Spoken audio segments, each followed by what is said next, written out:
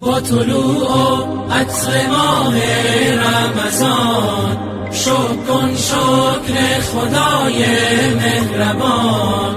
ماه تسکین دل است ماه سیاه، گر ز دل باشد تراویح و قیام. ماه مهمانیست مهمان خدا، شده ای دعوت به مهمانی بیا.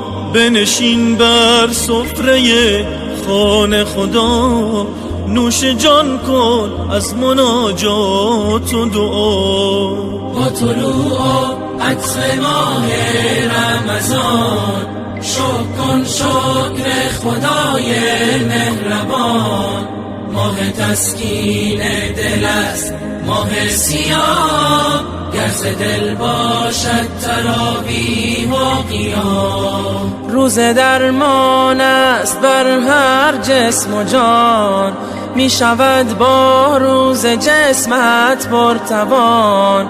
هم شود با روز صبر تو زیاد، چون بیاری مستمندان را بیار. با طلوع عطر ماه رمضان شکر کن شکر خدای مهربان.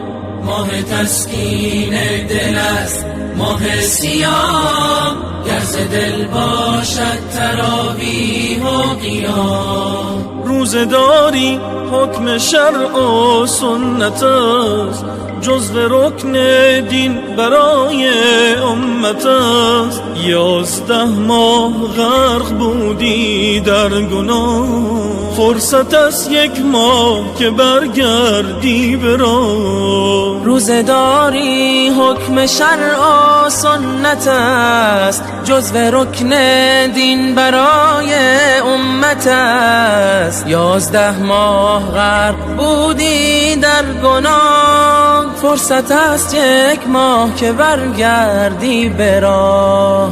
با طلوع عطر ماه رمضان شکر کن شکر خدای مهربان.